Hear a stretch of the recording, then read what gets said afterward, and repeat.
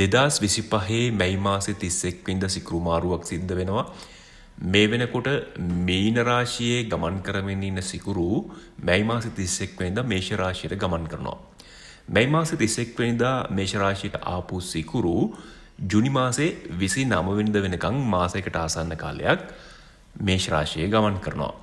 දැන් මේ සිකුරු ගෝචර ගමනේ යෙදීමත් එක්ක එහෙම නැත්නම් මේ වර්තමාන කාලය තුල ග්‍රහයින් සත්‍ය වශයෙන්ම ගමන් කරන ක්‍රියාවලිය තුල ලග්න 9කට සුබඵල ගෙන දෙන තත්වයක් තමයි තියෙන්නේ. හැබැයි මේ ලග්න 9 තිබුණු පළියටම සුබඵල ලැබෙන්නේ නැහැ. ඒකට තව කොන්දේසි කීපයක් තියෙන්න ඕනේ. පොදුවේ ලග්නවලට ලග්න පලාපල කිව්වට ඒව ඒ විදිහටම ක්‍රියාත්මක වෙන්නේ නැත්තේ අන්න ඒ කොන්දේසි ටික අමතක කරලා පොදුවේ පළ ටික විතරක් කියන නිසා. ඉතින් මම ඉස්සරහට කියන්නම් මොනවද මේ ලග්න 9 සහ ඒ ලග්න 9නුත් මොන වගේ දේවල් තිබුණොත්ද මේකේ සුබ ප්‍රතිඵල අත් වෙන්නේ කියන එක. අපි දන්නවා ලග්න 12ක් තියෙනවා. 12න් 9කටම සුබ ප්‍රතිඵල එනවා කියලා කියන්නේ 4න් 3ක්ම ලග්න වලින් 4න් 3ක්ම සුබ ප්‍රතිඵල දෙන ග්‍රහයක් විදිහට සිකුරු ග්‍රහය හඳුන්වන්න පුළුවන්.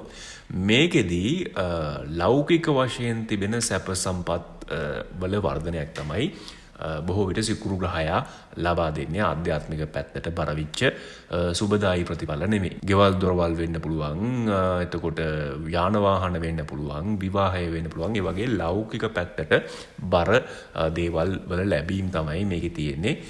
මිල මුදල් එහෙම වුණත් වෙන්න පුළුවන්. ඉතින් මේ ලග්න 9 තමයි මේෂ, වෘෂභ, මිථුන, සිංහ, කන්‍යා, ධනු, මකර, කුම්භ සහ මීන. ඒ කියන්නේ කටක, තුලා, වෘශ්චික හැරෙන්න ඉතිරි ලග්න 9ම මේකට අයිති. ඉතින් මම ඉස්සෙල්ලා කිව්වා මේ ලග්න 9 තියෙන හැමෝටම මේක ප්‍රතිඵල දෙන්නේ නැහැ. ඒකට තව කොන්දේසි කිහිපයක් සම්පූර්ණ වෙන්න ඕන. මොකක්ද ඒ කොන්දේසිය? ඒ කොන්දේසිය තමයි එක්කෝ මේ ලග්නවලට අයිති කෙනෙක් සිකුරු මහදසාවේ ගත කරන්න ඕනේ.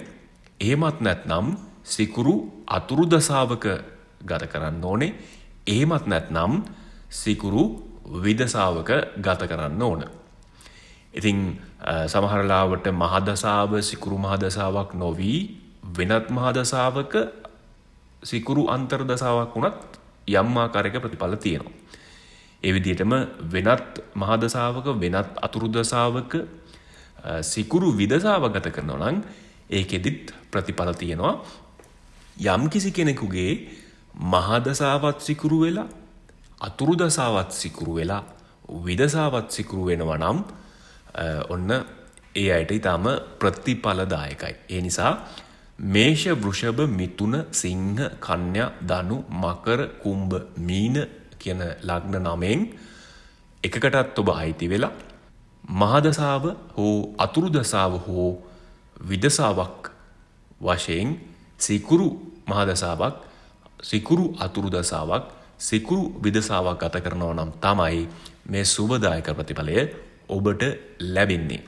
ඉතින් සාමාන්‍ය ලග්නේ දන්නවා වුණාට දැනට ගත වෙන මහදසාව මොකද්ද, අතුරු දසාව මොකද්ද, විදසාව මොකද්ද කියලා සාමාන්‍යයෙන් අවබෝධයක් බොහෝ දෙනෙකුට නැහැ. ඉතින් අන්න එහෙම කෙනෙක් ඉන්නවා නම් කමෙන්ට් එකක් දාන්න. අපි ඒකට රිප්ලයි කරන්නම්. ඔබේ දසාව මොකද්ද, අතුරු දසාව මොකද්ද, විදසාව මොකද්ද කියන එක. ඒක කරන්න නම් ඔබ කරන්න ඕනේ ඔබේ උපන් දිනයයි, උපන් වෙලාවයි, උපන් ස්ථානයයි කමෙන්ට් කරන්න. එතකොට අපිට පුළුවන් ඒක රිප්ලයි එකක් දාන්න. අපි බලලා මොකද්ද මේ වෙනකොට ගත වෙන දසාව, මොකද්ද මේ වෙනකොට ගත වෙන අන්තර්දසාව, මොකද්ද මේ වෙනකොට ගත වෙන විදසාව කියන එක කියනම් කමෙන්ට් එකක් දාන්න.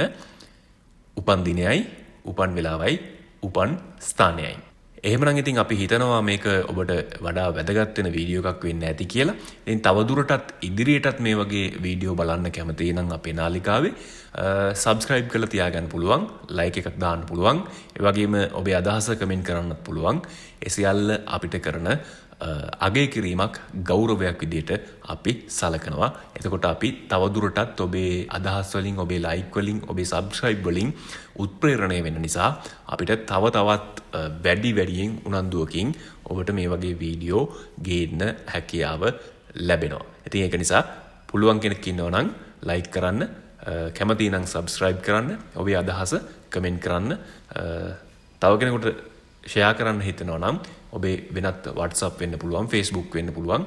ඒව ඔස්සේ මේ වීඩියෝ එක ෂෙයා කරන්නත් ඕගොල්ලන්ට පුළුවන් කියන එකත් අපි මතක් කරනවා.